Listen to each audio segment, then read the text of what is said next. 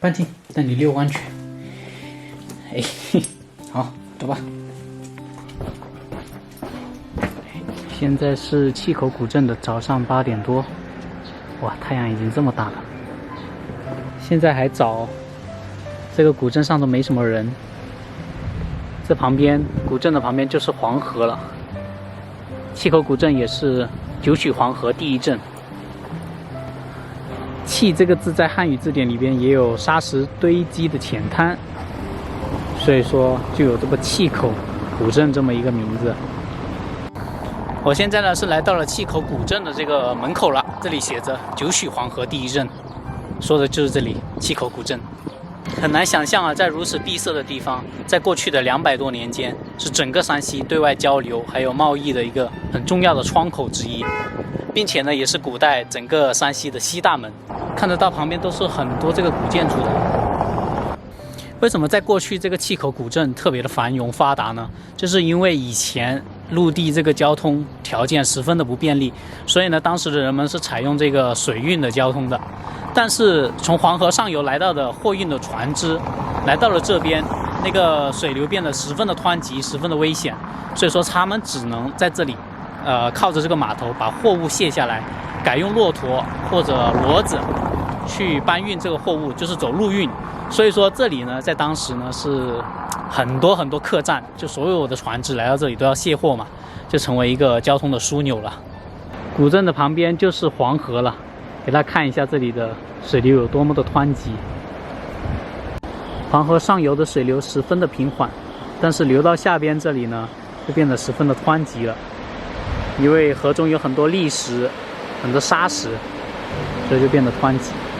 古镇的山上呢，还有一座庙，叫做黑龙庙。这个黑龙庙呢，是气口古镇的一个标志性的建筑。寺庙里面供奉的是龙王，当地的老百姓呢就会祈求风调雨顺，而当地的商人呢就会祈求过来的船只能够平平安安在这里卸货。气口是晋商的发祥地之一，它是吕梁山中黄河边的一座古镇，同时也是一个古渡口。在古时候，黄河下游凶险，上游来往的船只往往只能在气口停泊而转陆运，于是在这里，气口就成为了一种地理上的极限。无论是大小远近的船只，只要一到了气口，便意味着水路的终结和陆运的开始。而那高高耸立在气口卧虎山上的黑龙庙，变成了商人们时时期盼的吉祥路标。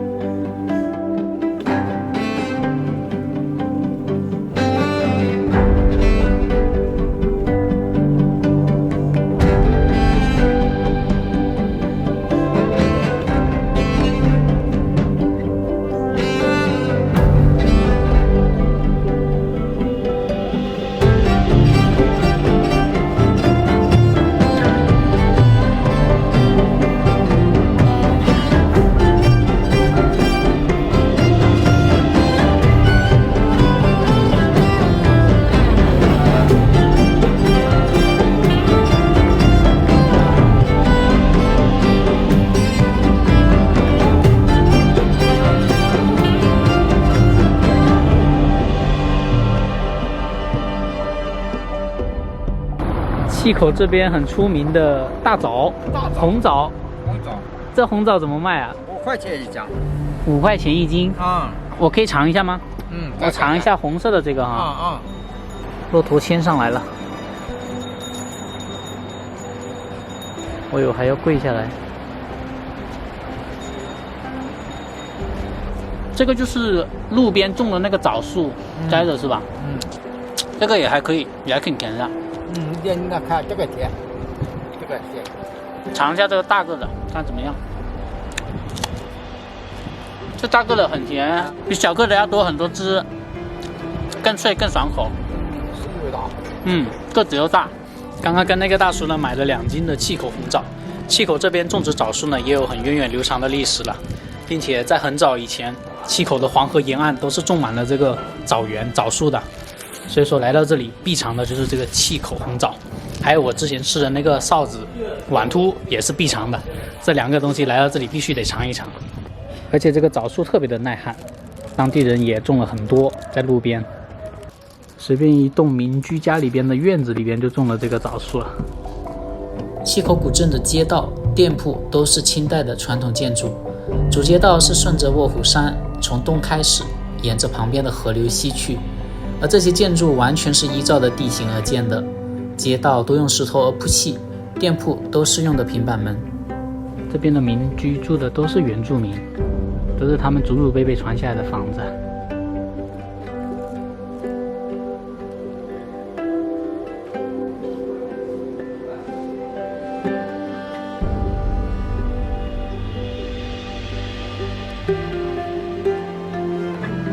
哇，这一面墙好多这个孔洞啊！这个孔洞应该是拴他们当时用来驮货物的那个马匹，或者骆驼，或者骡子之类的。古镇的这个主街上还会卖这个醋，然后今天还蛮多人的，因为现在是早上的8、9点嘛，现在人都起来了。哇，各种各样子的醋哎，里面也可以拍吗？可以的。哦，那我进去看一下。可以免费品尝活枣醋。哦，枣醋啊。哎，对，枣醋你尝下来，也是免费尝的，可香了这个枣醋。谢谢啊，谢谢。没事，慢慢尝，可香了，慢慢尝。味道挺可以，这味道可以。可香了，或者拌个凉菜呀，蘸海鲜呀。还有点甜。对，枣醋就有点甜。啊，它的枣醋有点甜。它这边是做各种各样子的醋的，也有苹果醋啊、枣醋啊、银杏醋、饺子醋、葡萄醋、玫瑰醋、柿子醋、生姜醋、原浆醋、老陈醋。契口古镇这边有出产很多的醋的，各种各样子的醋，在这边都看得到，也能买得到，也能尝得到。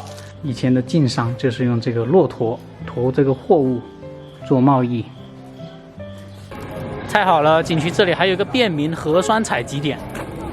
就在前边，每天都可以做一做核酸，不用担心自己的核酸过期了。哇，这里还有骑骆驼哎！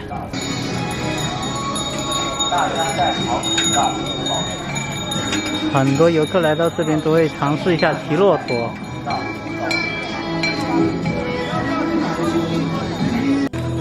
大家戴好口罩，保持。现在我跟半斤呢是要离开这个契口古镇了。在契口古镇这里呢，我只是简单的逛了逛，也要跟大家讲了一下这里的历史，还有在路上逛了一些路上的街景，还有这里的建筑物。现在呢，我跟半斤要去那个李家山村，去看看那里当地的黄土高原的布达拉宫是长什么样子的。半斤听到那个三轮车已经疯了他恨不得跑下去是撕咬那个三轮车。我在这边拍摄的呢都是一些简单的介绍，然后就是记录一些自己眼睛所看到的东西，并没有做太多的深入的人文的记录，因为最近休息的不太好啊，昨天一晚上都没有睡着，所以今天状态也不太行。然后我待会儿去李家山村那里逛了之后呢，就往这个其他城市走了。一路沿着这个黄河走，两边都是高大的柳树，很凉爽这条路。